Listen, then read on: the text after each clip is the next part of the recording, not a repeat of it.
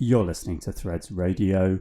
My name's Luke Fraser, and this is The Tonic.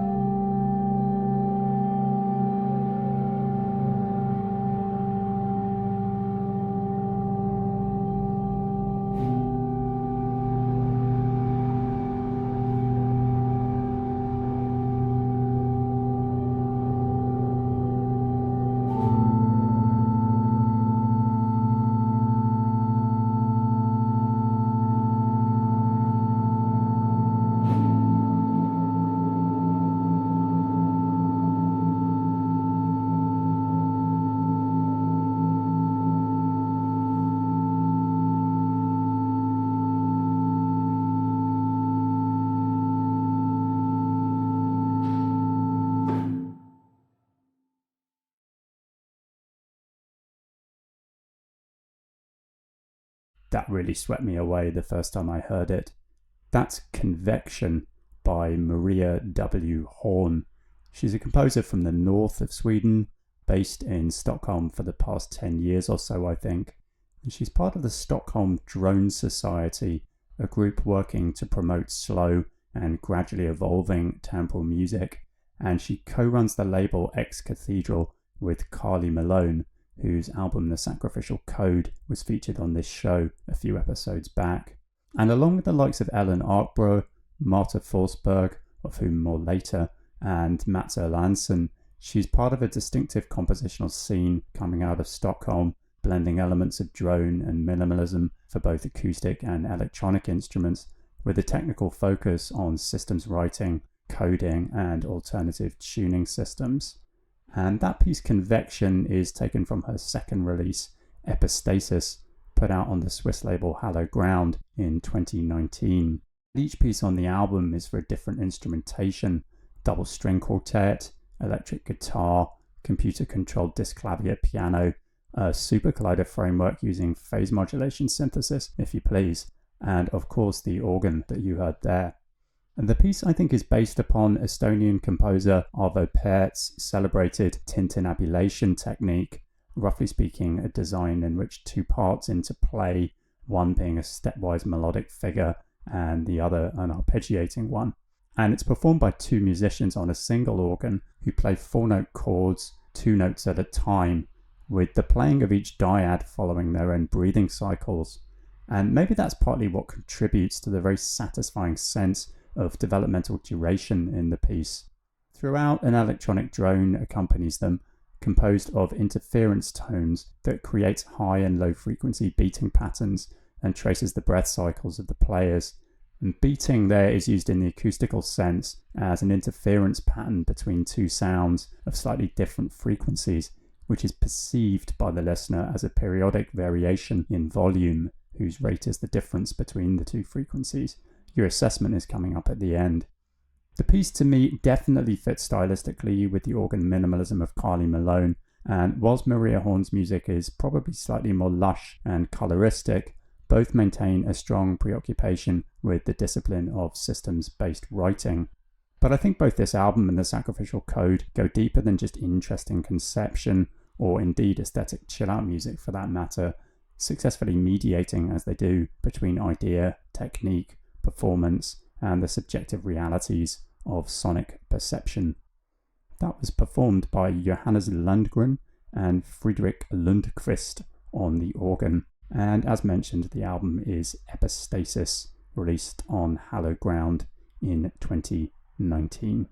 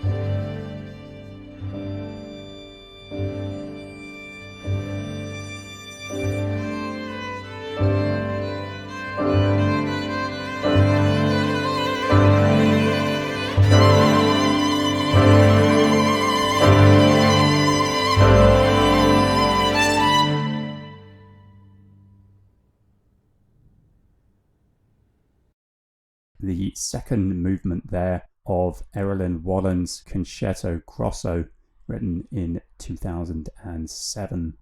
It's a sprightly 4-movement work, fusing influences from different centuries and countries into the form of the Baroque concerto. And that movement just has a great sense of space, I think, and some lovely interplay between soloists and strings. She's a Belize-born British composer, singer-songwriter, and pianist resident in London, I believe, with a pretty wide stylistic range that has filtered into her written music and given it an often vibrant and quite immediate impact. She's also been very much a pioneer. She was the first black female composer to be performed at the BBC Proms, alongside receiving a whole host of other commissions. She's discussed how she perceives her journey and that of other non-white composers, saying, "When I was a child living in Tottenham and clearly besotted with classical music, one of my teachers came up to me and said, 'No, little girl, this isn't the music for you.' I didn't know what she meant, thank goodness. And thank goodness I had a wonderful uncle who listened to me talking about how I could hear strange sounds of unwritten music in my head and put the idea to me that I might actually be a composer. I think that at last there is a widespread recognition and a yearning for an acknowledgement that every sort of music is for everybody, yet still so many children are put off by the fact that they do not see themselves represented in classical music. Taking an active part in classical music can be a little scary to people, whichever community they're from, until they're actually in a concert hall, just listening. I want every community to experience what I've been lucky enough to have, and I'd like to see orchestras truly representing the world we live in." Well, Julie, the performance you heard there is by the Tonic Orchestra, established by double bassist Chichi Nwanoku in 2015 in order to provide high-level career opportunities to established and up-and-coming Black, Asian, and ethnically diverse classical musicians in the UK and Europe. And the word Chiniki derives from the Igbo language, meaning God. Chichi Nwanoku has said of the project, "My aim is to create a space where Black, Asian, and ethnically diverse musicians can walk on stage and know that they belong in every sense of the word. If even one Asian, Black, or ethnically diverse child feels that their colour is getting in the way of their musical ambitions, then I hope to inspire them, give them a platform, and show that music, of whatever kind, is for all people." That was performed by Ty Murray, violin, Isata Kani Mason, piano, Chichi Nwanoku, double bass, and of course the Tonic Orchestra, conducted there by Anthony Panther. And it's taken from the album The Spark Catchers that was released on NMC last year, and there'll be some more from that album a little later in the show.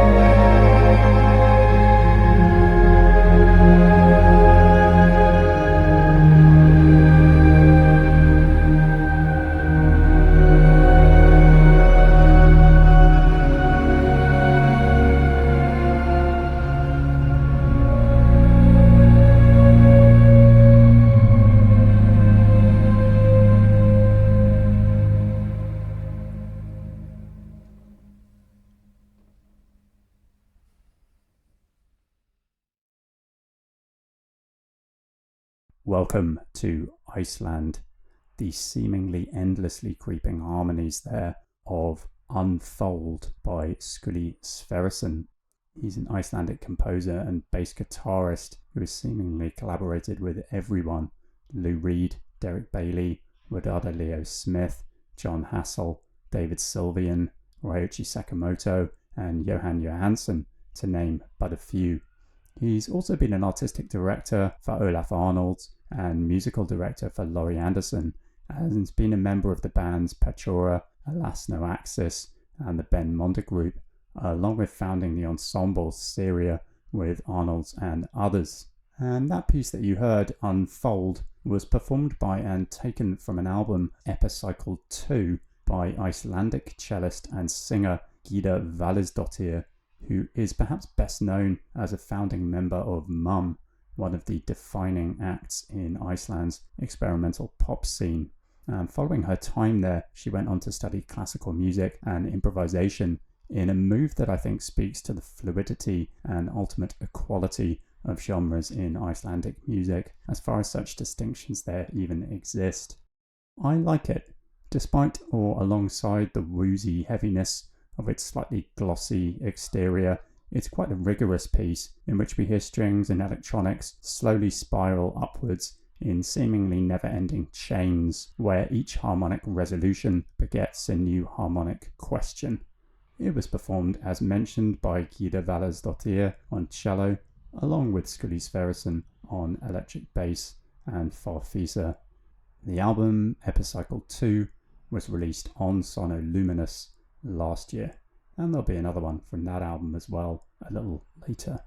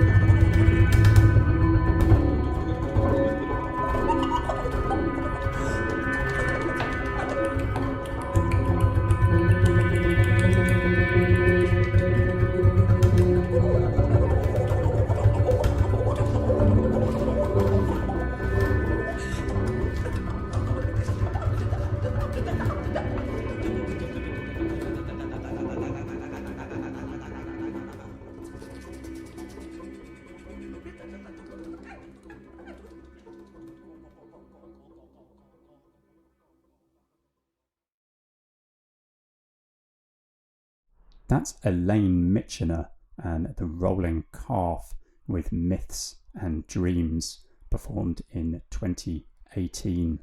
A Londoner of Jamaican descent, she's a brilliant experimental vocalist, movement artist, and composer whose work spans the worlds of improvisation, contemporary music vocal performance, devised theatre, and performance art.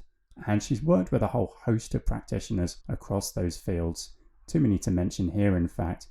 She's a co-founder of the experimental jazz group the Hawkins Mitchener Quartet and a regular vocalist with contemporary music ensemble Apartment House.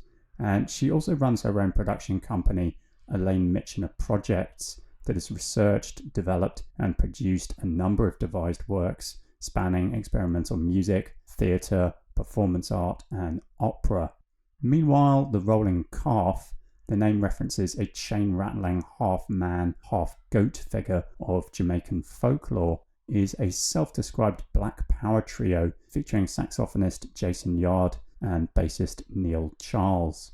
Their performances combine texts by revolutionary African diasporic thinkers with collective improvisation, with the one you heard there being recorded live at London's Cafe Otto as part of Kammerklang, and it was posted on the Kammerklang YouTube in 2019.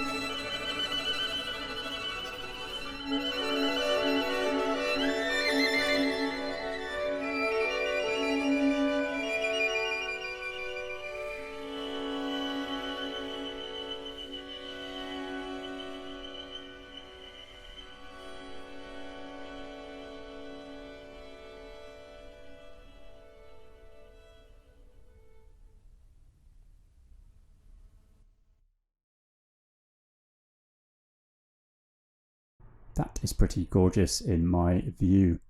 Espressivo with wonder and yearning. It's the second movement of Eleanor Alberga's String Quartet No. 1, written in 1993.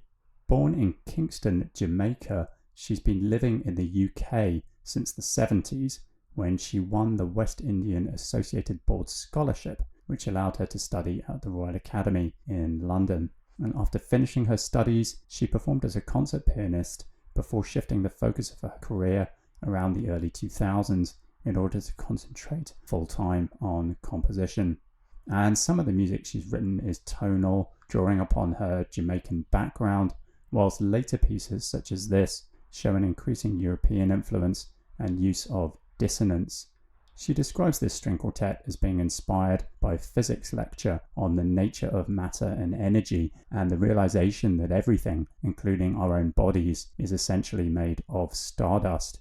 And that second movement in particular is rich and lyrical. It's quite Bartokian in its harmony, but never outright so. It's something ultimately of its own. And thinking of the anecdote about that lecture, it seems to suggest to me some celestial form of weightlessness in the interaction between the strings. It was performed brilliantly by the ensemble Arcadiana, who are Thomas Bowes and Jacqueline Shave on violins, Andres Caluste viola, and Jonathan Swenson on cello. And it's taken from the album Eleanor Alberga String Quartets 1, 2 and 3 that was released on Navona in 2019.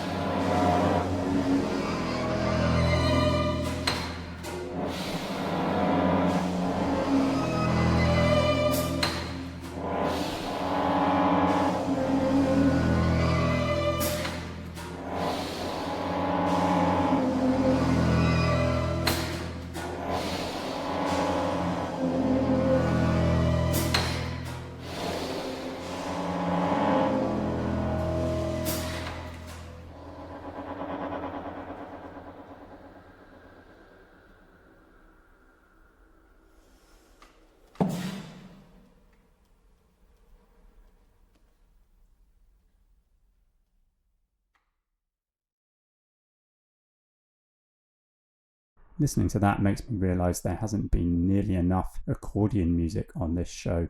Well, not yet at least. That's Installation Around a Heart from 2005 by Þuríður Jónsdóttir. She's an Icelandic flautist and composer who writes both orchestral pieces and chamber music, often incorporating electronics, multimedia and sound design derived from nature into works that are both conventional performances and sometimes open-ended, participatory or installation-like. And this piece, part installation, oh yes, as in the title, and part concerto, it's subtitled A Sound Space with Accordion and Ensemble. It was commissioned by the Kaput Ensemble and accordion player Geir Dragsval for the Dark Days Music Festival of New Music in Reykjavik in 2005, and they were conducted there by Gudni Fransson. It's a bit of a beautiful jumble, slightly jaunty, even almost circus-inflected at times, and it's formally a piece not quite like any I can think of. It's got a devised or composed improvised feel, and it's also just another one of those pieces where the sonics of the recorded space are just so unique. You could really enjoy it just for that. It's taken from the same album as the Ruth Backer organ piece that I played in the previous show. That's Larm from Mouth Cavity to Laptop that was released on the label Kunning Disc back in 2007.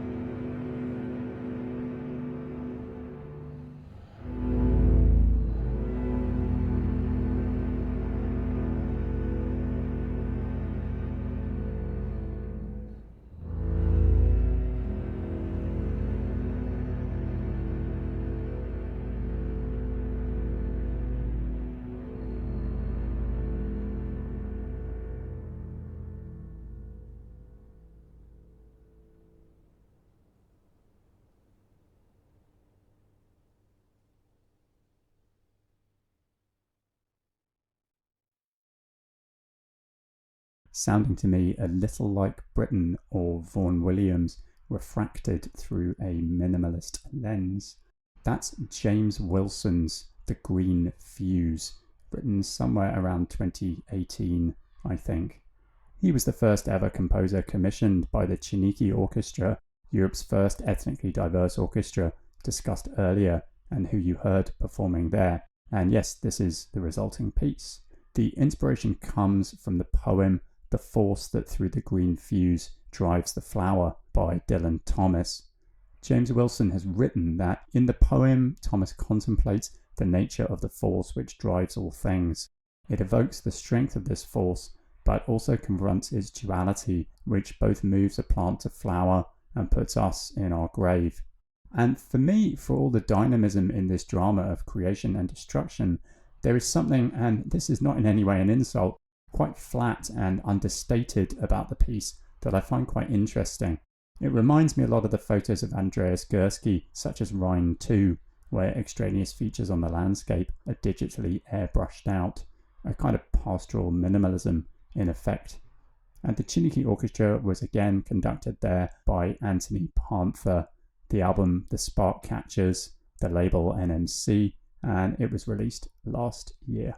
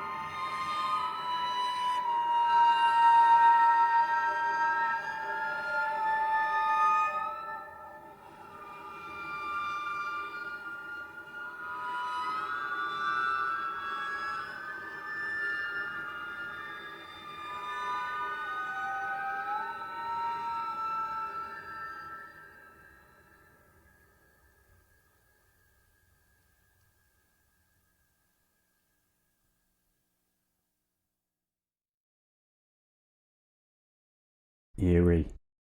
That's Octo by Maria Huld Marken Sigfridsdottir.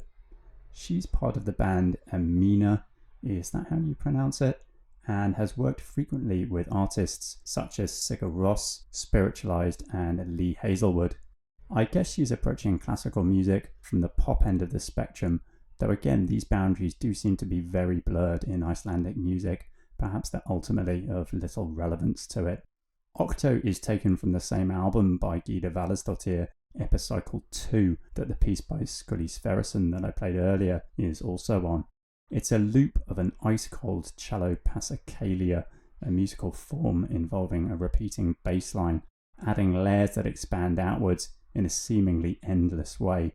It's got definite echoes for me of the opening fugal movement of Bartók's music for strings, percussion and celesta, and definitely give me the creeps in a similar way. I would put money on it turning up in a horror film somewhere soon, if in fact it hasn't already. It was performed by Gyða Valsdóttir on cello, along with Albert Finnbogason on Moog drone. The album, Epicycle 2, the label Sonoluminous, and it was released last year.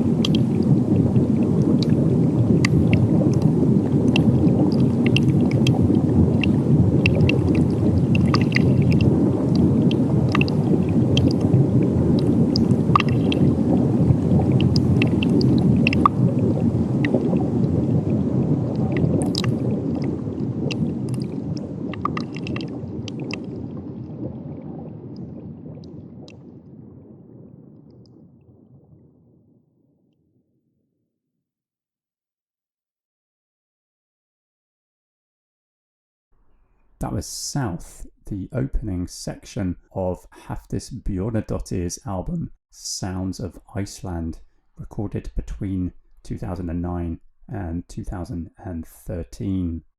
She's a native of Reykjavik, a composer and guitarist with a wide range of influences from blues to contemporary classical, jazz, folk, rock, pop, and what she rather brilliantly calls local music from out there. And Sounds of Iceland is, alas, no prizes here, a journey through Iceland made up of a series of field recordings of some of the natural sounds you heard there: waterfalls, birds, lakes, the sea, and geysers specifically. And just in case you're the type who likes to tick these things off, that trip through the south that you just heard that opens the journey contains specifically the sounds of the Strokka geyser in Harkadalur, the hot springs at Harkadalur, the Grimsness lava field, and the hot springs in Reykjadalur Valley in the Hengil geothermal area. And yes, I went to Iceland and somehow managed to miss all of those. Good job this record came along. Quite satisfyingly, the record doesn't contain any human-derived sounds, back to Andreas Gursky in a sense, and I imagine that's a feat that probably becomes quite a bit easier once moving to any extent outside of Reykjavik. You just have to avoid all the tourists, I suppose. The record as a whole has received quite widespread acclaim, and I think its success for me is down to her compositional approach to organising the material. It paces and flows very well between its source materials throughout, and at 42 minutes for the entire trip seems really well edited. The album is Sounds of Iceland, and it was released on Gruen Recorder in 2015.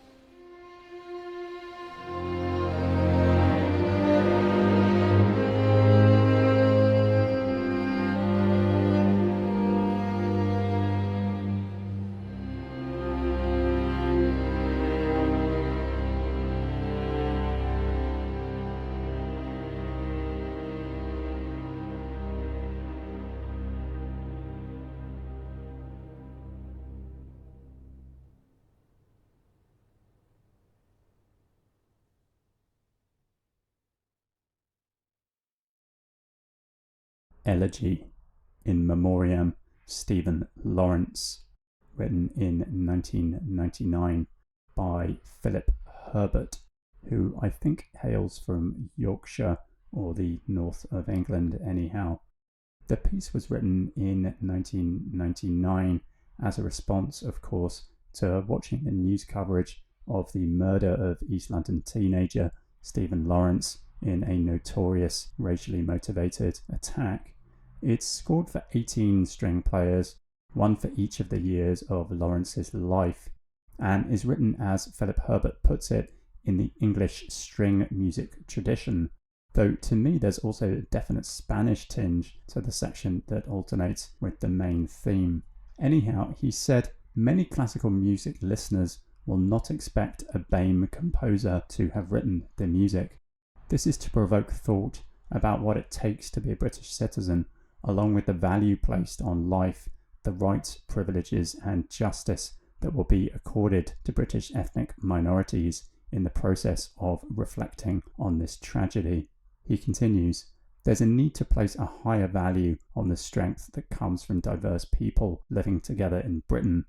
We all have something valuable and very positive to contribute to the larger puzzle of life in Britain today. Stephen Lawrence was deprived of the right to a life where he could have used his amazing talents for the good of a wider society. Nevertheless, we can press together across our communities to help realise his dreams. That was again performed by the Tonic Orchestra, conducted by Anthony Panther.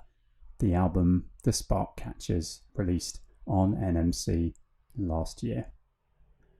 And finally, for this show to come full circle, back to Sweden.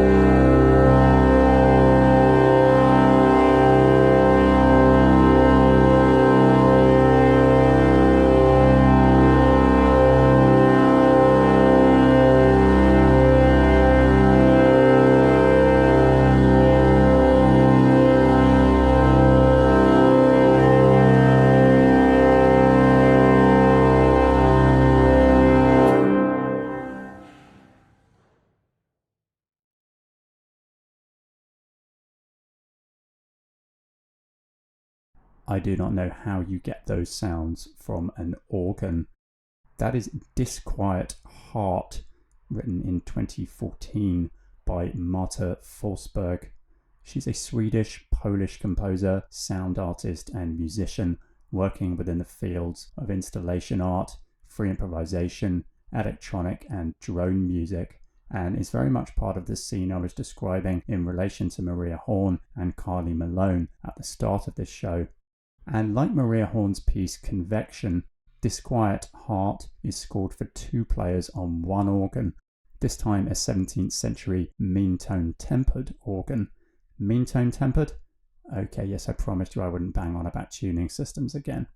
Marta Forsberg describes it as a piece for 2 players composed with drawn-out tones interrupted by lack of air, which is very much what we get, long-held chords that seem to get intermittently gummed up with overtones and acoustic beating. And as one reviewer has described the organ, it sounds like a bagpipe chanting a mantra, like a ship coming into port in slow motion, like a car horn stuck in some blissful mid-state traffic honking turned into reverie. For me, it's got this brilliant freeze frame feeling to it, like someone slowly advancing through an oral flip book, and it reflects, I think, some of the ongoing concerns of Marta Forsberg. She said, "I'm fascinated with tiny fragments of sound, society, and human behavior. I want to zoom in on it and be able to then stretch it out in time and space to make it visible." That was recorded at a concert at Tyska Kirken in Stockholm in 2014 and was performed by Johan Greden and Marcus Powell on the organ. It was taken from the album Ex Cathedral Volume 2, released on the label Ex Cathedral, released in 2016. Right, that's it again for now. I will be back in March, I think, on Wednesday the 17th, but that's slightly TBC. You can check the Tonic's Instagram page for confirmation, _Tonic_. And whilst I'm at it, may I be so bold as to ask that you consider following it if you like what you see. Thanks again to Rosie and everyone at Threads for hosting. My name's Luke Fraser. Thanks for listening.